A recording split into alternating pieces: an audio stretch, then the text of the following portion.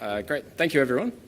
So good afternoon. My name's Garland, as was mentioned, and this is Denise Torres.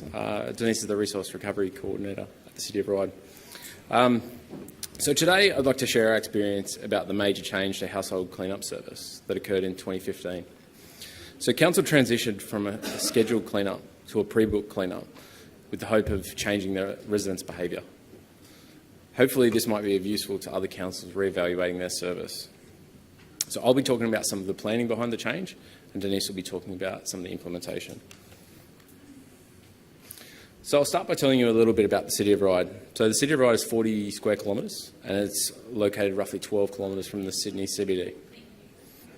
As you can see from the stats, we have a large, diverse community profile. A large proportion of our residents live in multi-unit dwellings, and we have three large learning institutions, which inevitably can be surrounded by a highly transient population. A key to this change was the introduction of our waste strategy. So prior to the change being adopted, Council's waste strategy set the key objectives. This included meeting the needs of the community and reducing the incidence of littering and illegal dumping. In May 2015, Council started a new waste collection contract, and these objectives were critical in determining how to manage the new collection contract.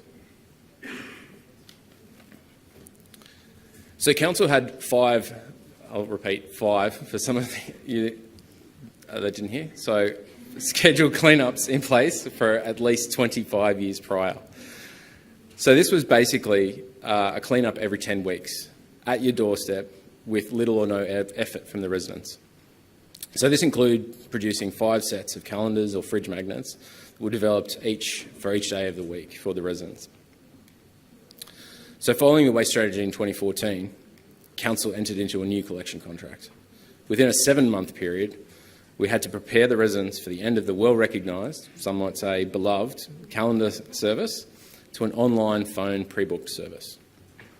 On July 2015, Council commenced the pre-booked service. So following that, there was an 18 month later, there was a community satisfaction survey to evaluate some of this progress. So for the objectives of this project, there was clear alignment of these objectives to our waste strategy. But we really wanted our residents to ensure that we wanted our residents to know that there was a good knowledge, understanding and acceptance of the changes to clean up by our community. Along with this, by asking our residents to make a clean-up booking, we're actually encouraging them to take more responsibility for their waste. So why did we even do this project to begin with? In terms of the benefits and obstacles, the reason we do any project is really to establish benefits. And in this case, we feel the benefits far outweighed the cost or obstacles of doing a project. So what were the benefits? We knew that a pre-booked service would be more flexible than the previous 5 scheduled collections per year. In terms of flexibility, anyone moving house, you wouldn't have to wait up to 10 weeks for your next scheduled collection. In terms of convenience, if anyone's just Marie Kondo'd their garage, you wouldn't have to wait to do it. You could actually do a double booking or a consecutive booking. In terms of cleaner streets, under the old system, whole streets were lined for extended periods with unsightly cleanup material, sometimes giving the impression of a perpetual cleanup. In terms of reducing litter and illegal dumping, the new system allowed us to be far more proactive in terms of monitoring and identifying illegal dumping. It also helped to minimise the opportunity for dumping. So what were the obstacles? So repurposing cleanup. People could no longer repurpose or scavenge through their cleanup material, which can be seen as a pro or a con.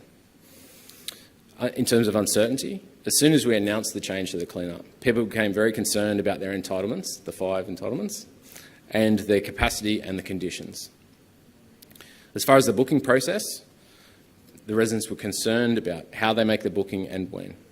And then there's some residents that are always going to be reluctant to change. In terms of stakeholders, our residents were really the key stakeholders in this change, and we wanted the residents, including the strata managers, and Denise will explain that soon, we wanted them to be responsible and accountable for their waste. So in order to achieve this, Council had to ensure that they felt that they had been properly consulted and informed about the changes. Key to this change was our customer service team, who fielded a lot of calls at the time.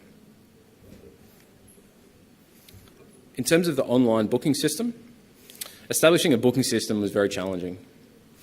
The system had to be implemented in conjunction with our contractor, and it meant that we had to have our database up to date.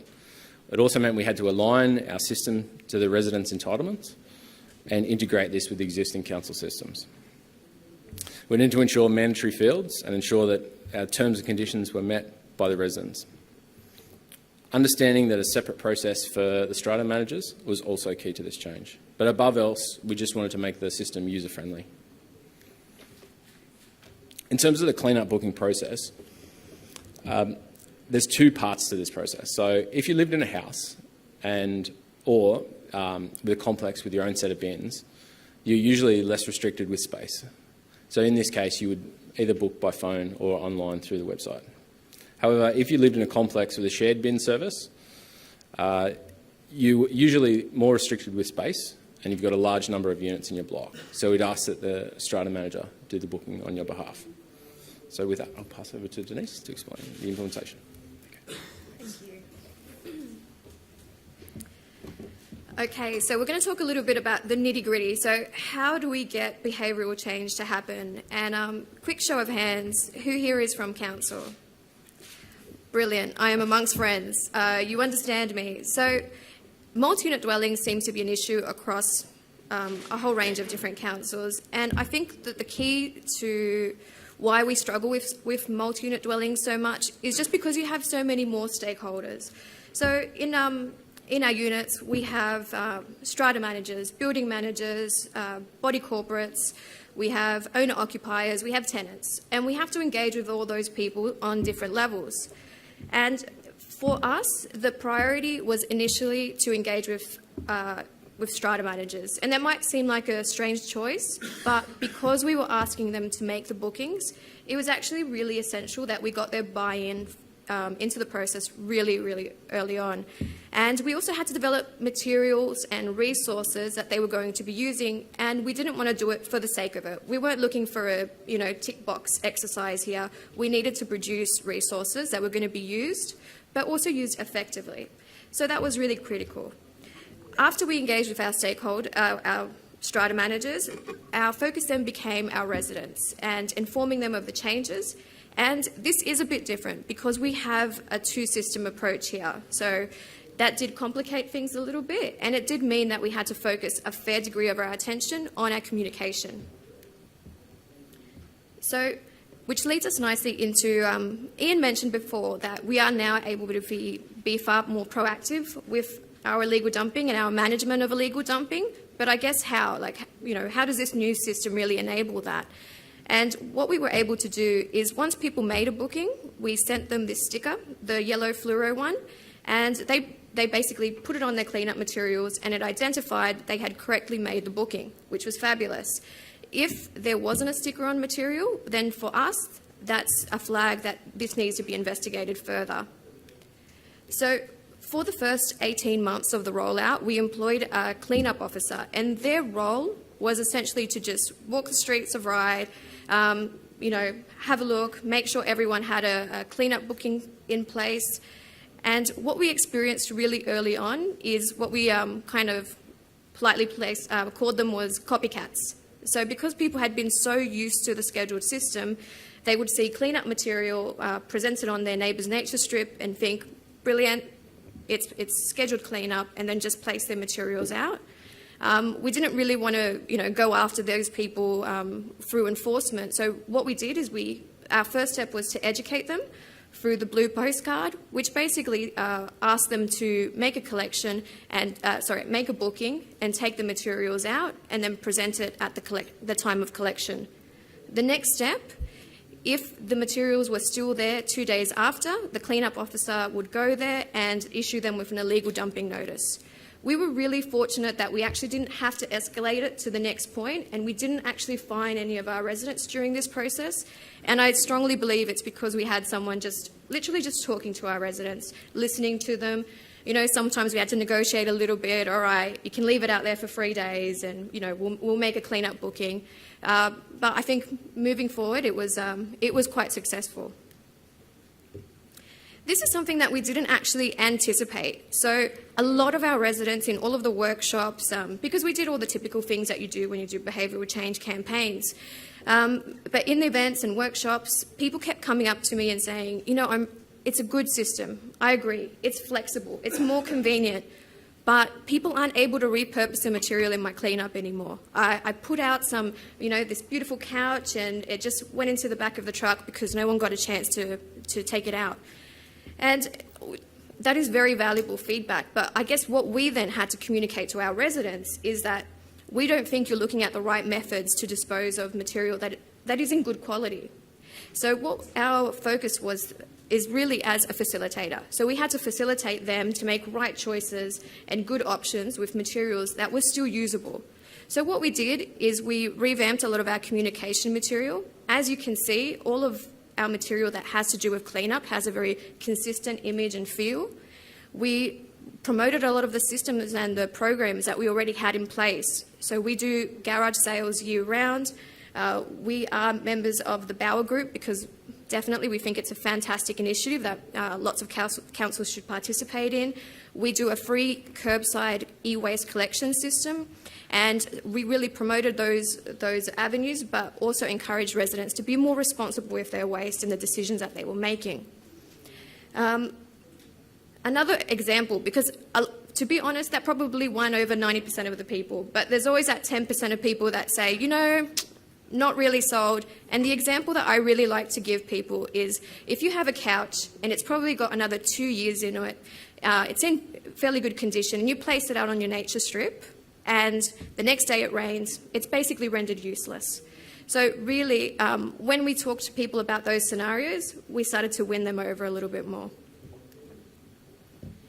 Now, promoting the benefits. We think that this project was, as Ian said, we saw so many benefits in it. So to get our community to buy into this change, we had to really be consistent in our messaging and promote the benefits. So it's an improved new service, it's flexible, it's convenient, and I believe that we did this fairly successfully because in December of 2016, we did a customer satisfaction survey, and a lot of the language that we have been using in our communication was actually reflected back in the feedback. So people were saying, love your new service, it's fantastic, it's convenient. That wasn't all of them, I'll acknowledge that, but a lot of the feedback was really, really positive. And we didn't just do press advertisements. I think it forced us to really look at different avenues to communicate with our residents. So we did things that we had really never done before. So shopping centre stands, we did a lot of social media work, we did advertising in train stations and bus backs. Our objective was to reach as many people in the community as possible and tell them about this fantastic new change that had taken place. A year prior to the rollout of this project, we had done a focus group specifically with members of our culturally and linguistically diverse community, specifically Chinese and Korean. And we asked them, how do you want information? What's the most effective way to reach you? And they were really, it was pretty, the consensus was they wanted clear, concise information, not cluttered, and they said, and if you can chuck a few pictures in there, then that's brilliant. And we took that on board. So what we did is all of the information that we tried to put out was clear, concise. We used flowcharts where possible to simplify the information, especially because we had those two processes in place.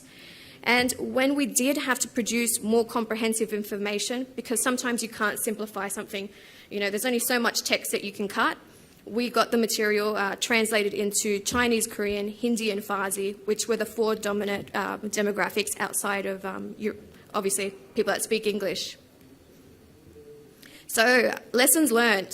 We definitely learned a lot of lessons under this project. And to be very honest with you, we do continue to learn these lessons.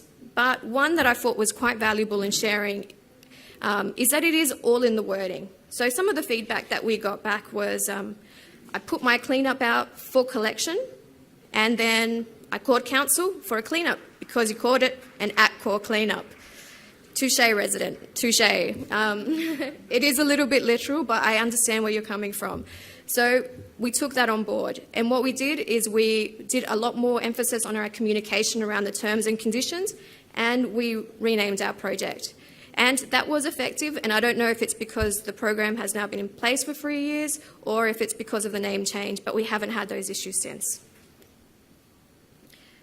As previously mentioned, we always knew that units and apartments were going to be difficult to deal with. But from our perspective, what we wanted to do was maintain the aesthetics of our area. Ryde is a beautiful place in the world if you haven't had a chance to visit, and we just wanted to make sure that we kept it that way. And we didn't want clean up outside apartment blocks year round. That was really critical for us. So what we said is, you know, this is something that we're going to have to tackle, but some strata managers just weren't on board, which is kind of ironic because a lot of the change was motivated by unit blocks that were around our tertiary institutions. So, for example, around Macquarie University, we had strata managers saying, we want to be able to book these cleanups when people are moving in and out of the buildings, which makes sense. But unfortunately, as a council, I think something you have to realise is there's not going to be one universal solution to a problem. So really what you have to do is just choose a solution that's going to keep as many people happy as possible and then run with it and then just try to get the other people on board.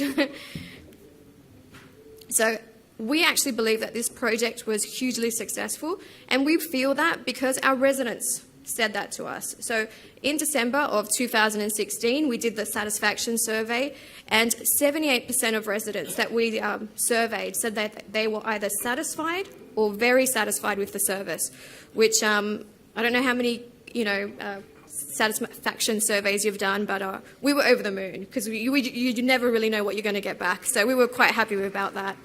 And again, that same language was being reiterated in our communication material. People would thought, fantastic new structure, the ATCOR cleanup system is far better than the other one, which we were like, excellent, that's what we wanted to achieve. A year after the implementation of this project, we also saw a drop of 514 incidences in illegal dumping, which for us is huge. So it was a definite win for us.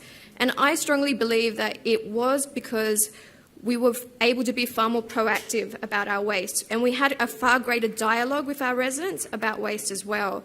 So we often did articles about how we were being proactive in regards to managing illegal dumping, so I think that really showed.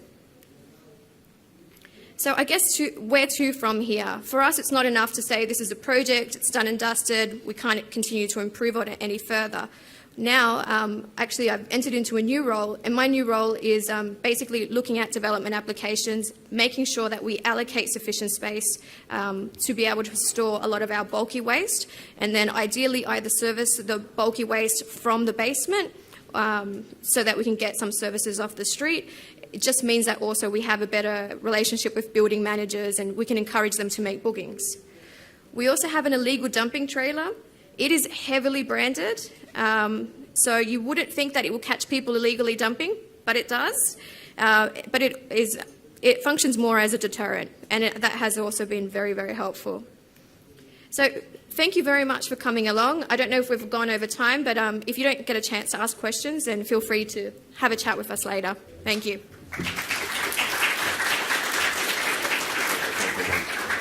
So we're probably got time for one. I got just one question. Your online bookings percentage, what percentage of people book online?